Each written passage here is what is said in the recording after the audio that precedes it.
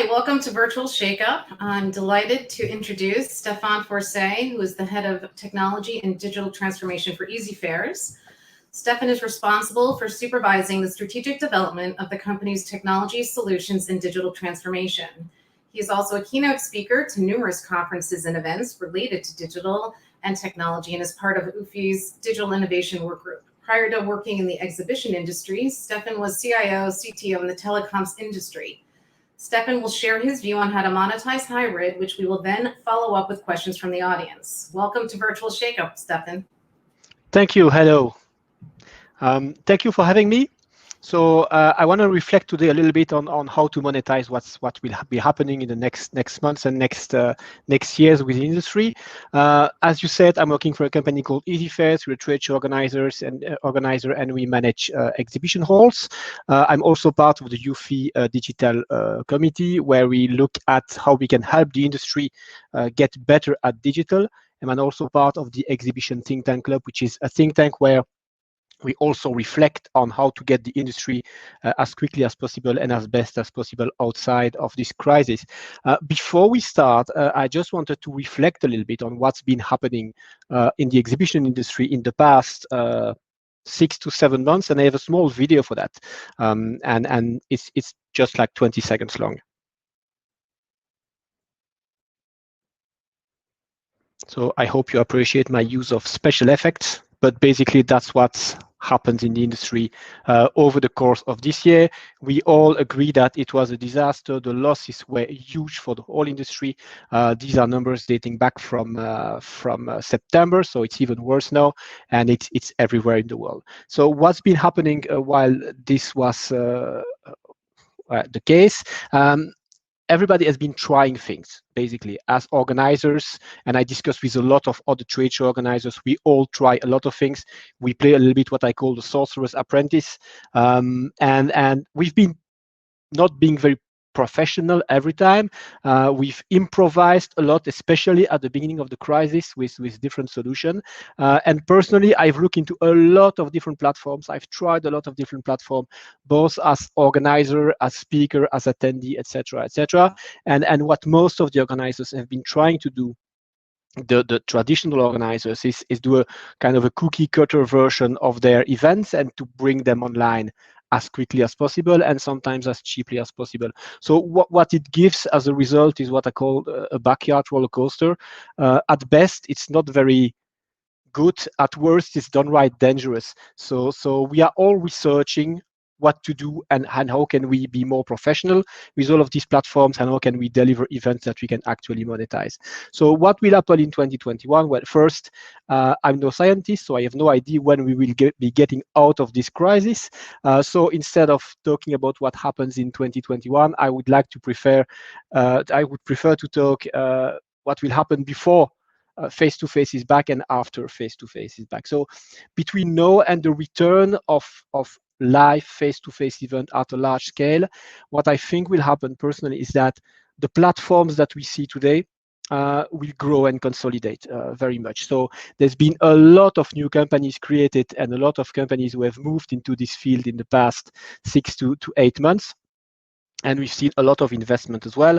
I use the example of Hopin. They've raised 145 million since the beginning of the year. It is very big in the event tech industry. So I think that we will see a consolidation of all of these smaller platforms, and the big one will absorb the smaller one. So I think that's one thing that will happen.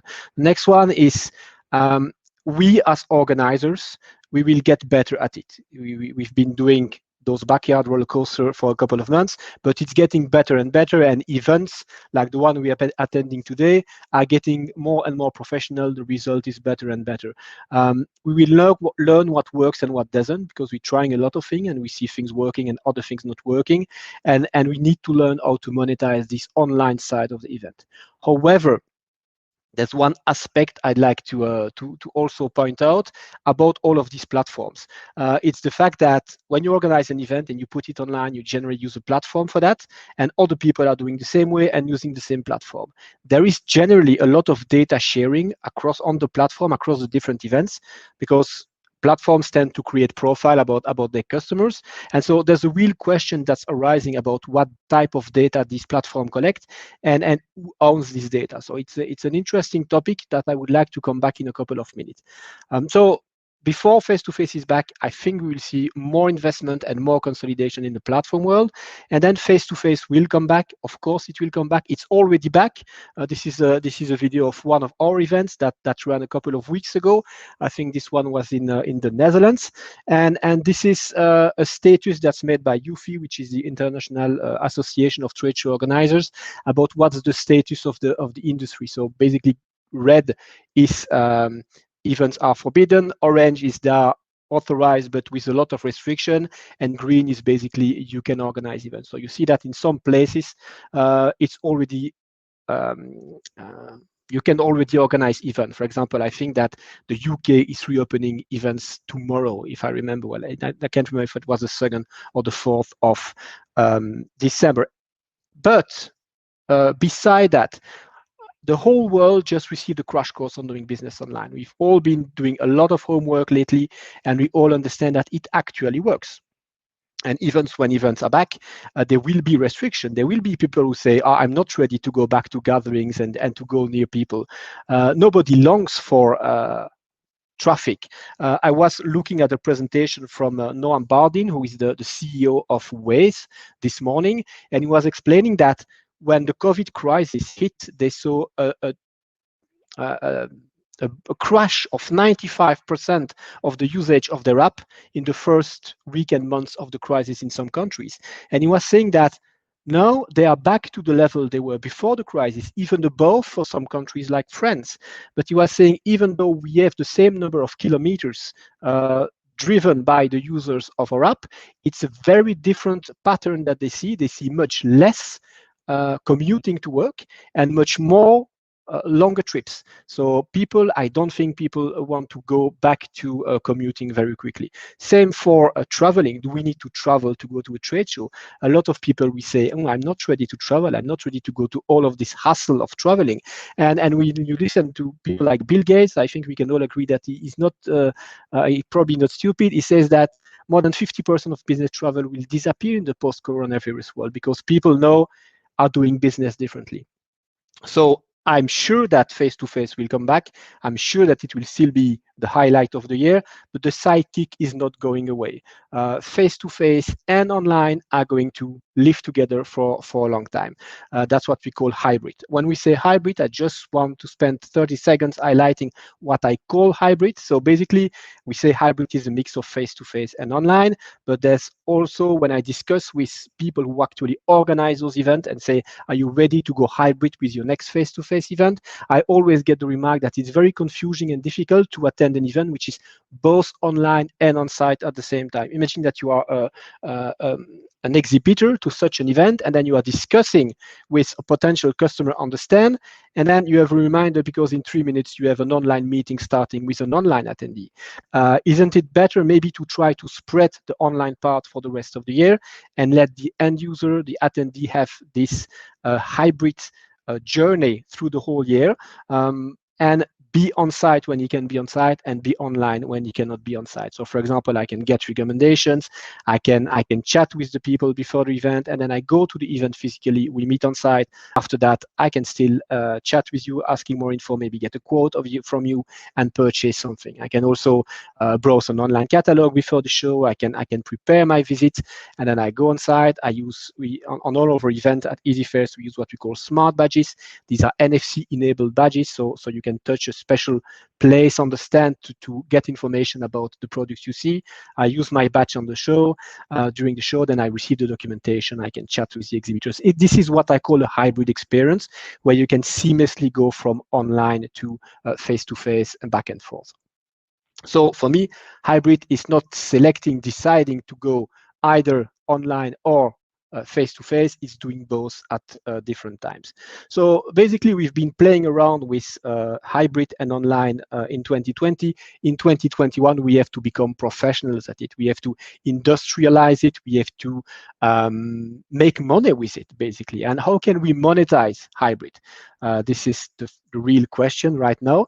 I see three main ways of monetizing hybrid events and online events. It's contents, leads, and community. So I'm going to quickly look into each of the three. So monetizing content, basically, you're doing this on events where you have a lot of ticket sales and sponsoring, but mostly ticket sales. One of the example is the Collision conference. Another one is Web Summit, which is running at the moment. So basically, it's people paying for a ticket to attend the conference online as they would for a conference which is happening live, and listening to speech and interacting with the speakers. So basically, you need a lot of people buying tickets if you want to monetize that. And how do you get all of these people to buy tickets? You need what I call the star speakers. So if you look at this type of conferences, generally you have a couple of people coming from the movies industry, or musicians, or anyway, and people who are well known and have something interesting to say. So this is the way you attract your people for paying tickets. But of course, you need to pay these people. I will go a little bit deeper into how much you pay for that.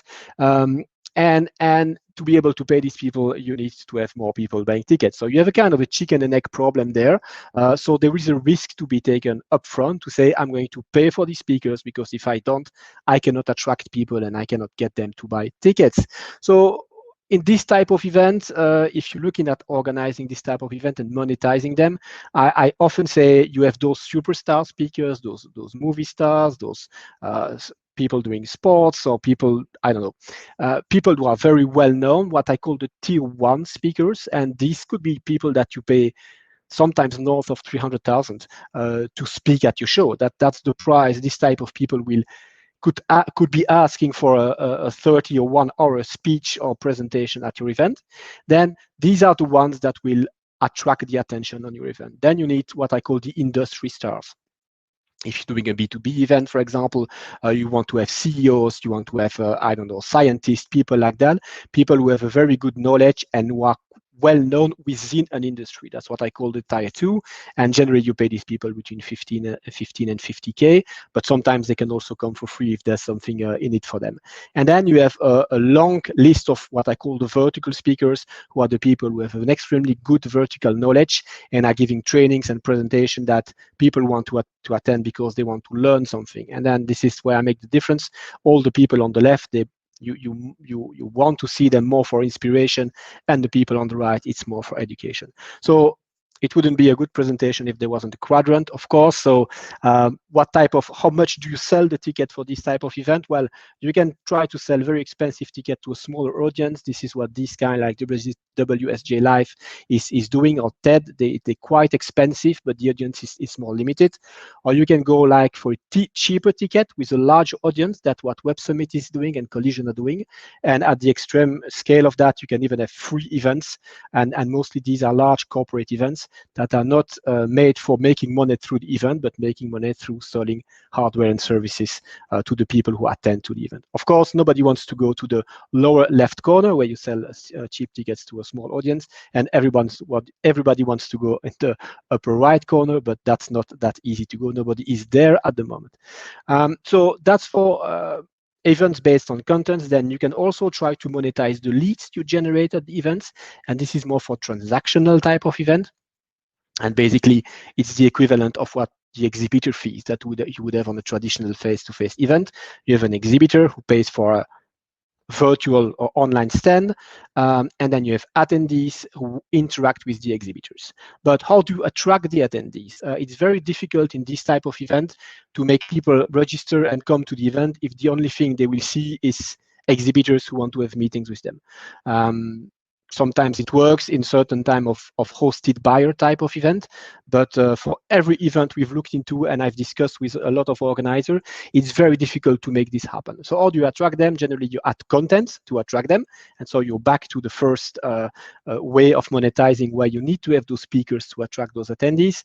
But if you want to go to watch content, and this is a little bit the experience I have. I was explaining that Web Summit is running at the moment. I'm attending it as well. You get a lot of contact requests, but you want to spend your time watching the content and not go to the meetings. You don't want to accept too many meetings. So could you let the exhibitor generate the content? So at least you can give them some exposure. In that case, you come up with a sales pitch type of event. So it's very difficult for me. This is the most difficult format of event to put online or to hybridize, if this is a word.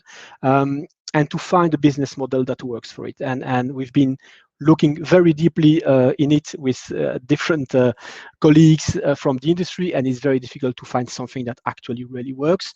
A lot of people are looking into models where you pay per leads for the event. So actually, exhibitors would pay for the leads they acquire through the event. But when we do what we call EQA, and we ask the potential exhibitors, it's very difficult to make them accept this type of pricing, because they're a little bit afraid of success in that case. And they say, if I have too many leads, I will have to pay a lot, and all the leads might not be interesting. So that's the second way of monetizing online event. The third one, and the most interesting one, I think, is what I call the communities. So basically, what happens at an event is that we have a lot of interaction between people, services, and product. And what's interesting is to understand all of this works together. Who is interested in what? Who is discussing about what with whom? And then you can create that kind of community where people come to first stay informed, because you have that educational and inspirational type of content, but they also come to network because they want to discuss with other people from the industry, not just exhibitors or people who want to sell them something. They also want to discuss with peers. They want to find solutions. They want to have fun. Sometimes they go there to find a job, etc., etc. And I think this is where the real value is in the future. It's in understanding the dynamic of a specific community, especially for B2B. So how do you monetize this type of communities? Of course, if the community is very interesting, you could ask for a membership. But I don't think that's the biggest way to monetize them. So people who say, it's a very interesting community, there's a good content, I will pay, I don't know, €50 a month or $50 a month to be a member of the community. So you can sell advertisement as well. But just selling advertisement in a I would say simple fashion is not the most interesting neither.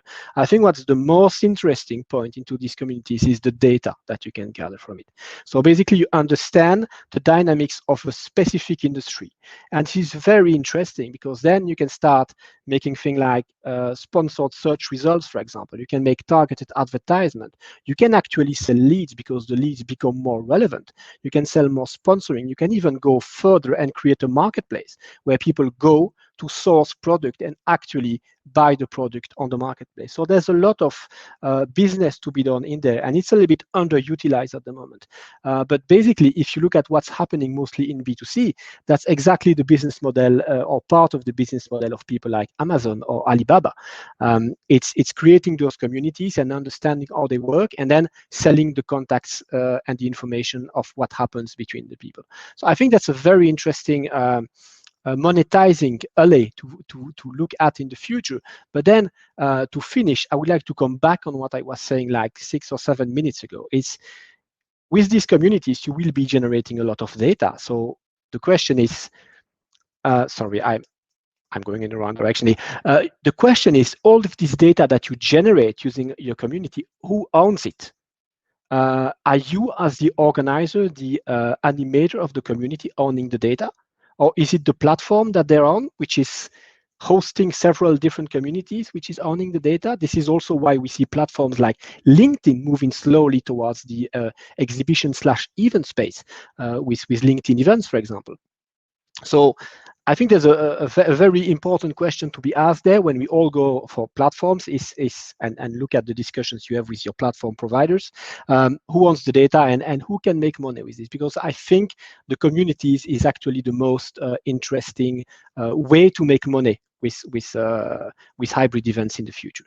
So this is how I view a little bit the evolution of the business model of the trade show industry as they go towards hybrid. So happy to take your questions now. Hi, Stephan. That was a fabulous presentation. We've been getting tons of great feedback in the chat. So Thank you. What it sounds like to me when you describe this third level of monetization and the data, it's almost as if the trade show organizer is actually becoming an information provider and a marketplace between, you know, the buy side and the sell side. But I think you'll be interested in something as I get into my next question, and that's a poll we did. that we just asked about the state of data. And yep, we've got the describe the state of your data was the question, and a whopping 82% of people said we have multiple sources of not so great truth. 14% we have a single source of truth, and 5% it actually was zero for a long time, but somebody's admitted this, totally siloed, and it just lies all the time. That just went up to 9%.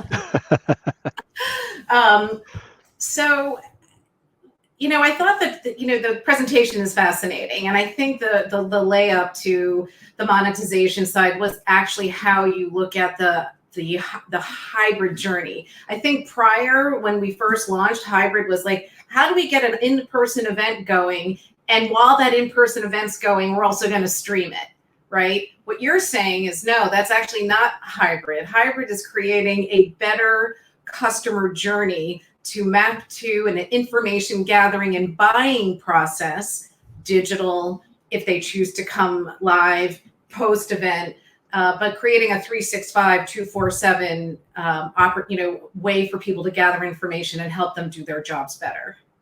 Yes, indeed. So as trade show organizers and event organizer, our reason of being is putting people in contact with each other and helping you find the right people to make your business better, or to make your life better, or to move forward in your business. There's no reason that we should stop that to 1 or 2 or 3 days a year. We now have the possibility to extend that through the whole year. And I generally say that hybridizing your event, I'm sorry, I'm not a native English speaker. I'm not sure hybridizing is the right word, but it is a good way to break the barriers of time and space, because people can keep interacting even when the event is over or before the event happens. And people who would not have been able to visit your event because they were too far away, because they were sick, because they had something else to do, they can now still participated to the event. So I think it's much more interesting to look at this from this perspective, and there's much more business to be done by doing that than just saying, oh, I have session on my events, I will film them with a camera and I will put them online. Right. Absolutely. And I think the part that's fascinating about the data side, if you are able to take behavior that's happening on a digital platform and map it to, or not to in person, but if you're able to take that data, that behavioral data, you actually could help a sponsor understand not just the quality of the lead, but where that lead is in the buying journey, which in turn helps them accelerate pipeline. And that has huge value. Yes, but it's very difficult to deliver that value, actually, because I come back to the poll that you did, and I've been working for years into trying to move the exhibition industry towards more digitalization. And let's be honest, we are a very traditional industry. It's very difficult for us to move forward in terms of technology, and we've been basically doing things the same way since a long time. And in a lot of cases, we still have a lot of siloed data vaults, and it's very difficult for us. We almost never manage to create these interesting profiles by creating the right aggregation of data, level of aggregation of data in all of the systems we have. So unfortunately, that crisis happened, should I dare to say it, a little bit too early for us, because we weren't ready. We just got a big kick in the back to move forward, but we weren't ready. Well, that leads to my next question, then I'll jump into some audience ones. And that is, what would, with that said, what does an event organizer need to do this transformation? I mean, like, what would you say would be their phase one to even get to start the journey? Well, first is, how do we manage the crisis? And basically, as organizers, we are a very impacted industry by the crisis, and we have two choices. The first one is that we retreat in the cave, we bury ourselves on the ground, and we wait for the storm to pass. And that's the natural reaction we would have in that case. The second one is to say, no, there's a storm, but this is the moment where we have to go out and go hunting for new food. And so the first thing is that I know it's big temptation to do so, but do not stop innovating. it's the right moment to innovate, because generally the teams have more time for that.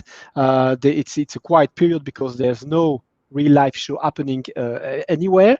So first, keep innovating and renovating the infrastructure. I think that's the most important, getting rid of old infrastructure that would prevent us from being much more efficient with the data we have. Okay. Well, here's a question from the audience. Even with countries allowing events and security measures plus social distancing measures, do you feel companies might not want to send people to events yet?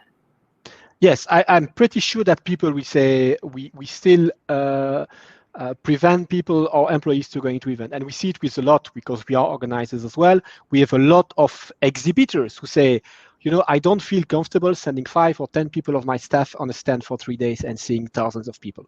And I understand that. I totally respect that.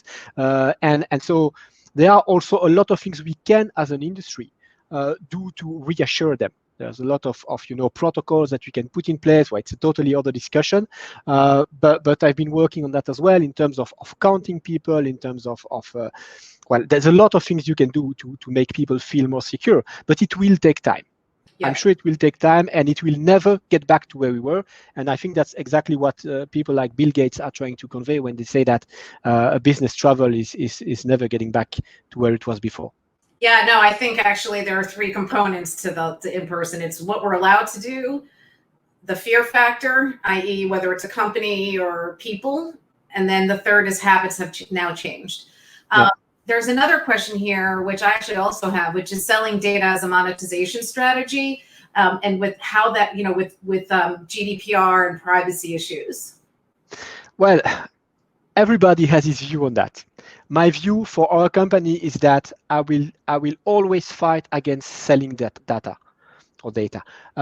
because I think first it's not very, I would say, transparent and friendly to your customers, and second, I think it's a short-term strategy.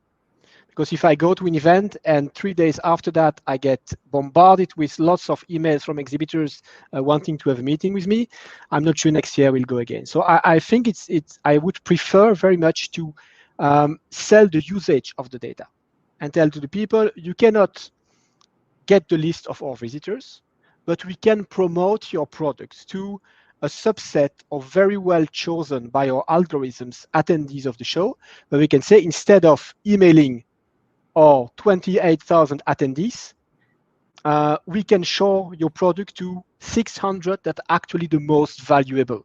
But then we have to do our homeworks in terms of data before that, of course. Right. It's like the Amazon recommendation engine. And it actually works both ways, by the way, for both creating a much better journey for your audience, knowing what they want and making it easy for them to find. And then also on the reverse, the sponsors. I have one more. I think we have time for one more question. And it says, do you think the online element of hybrid should have virtual live streams or just be about networking and community? Well, you should have live streams, because I still believe that's what drives people to make time for the event and to say, I'm going to actually sit on my computer, in front of my computer, and watch something, and then I will network. And I think in the event, I've participated to a lot of events, and where I see the networking working best, it's when it comes in between sessions of streaming, because then you have to say, you go back and forth between the two, because the most complicated thing is to keep people watching and to keep people on the platform. And I used to say you have to go from a captive audience to a captivated audience. And it's something we don't really know how to do as organizers. But some of these online events are doing it very well. And I think it works best when you intermix the two formats. Perfect. Well, with that, thank you so much for joining us today. And I'll be really looking forward to seeing how you evolve Easyfairs in 2021. So thank you so much, Stephan. Thank you. Bye-bye.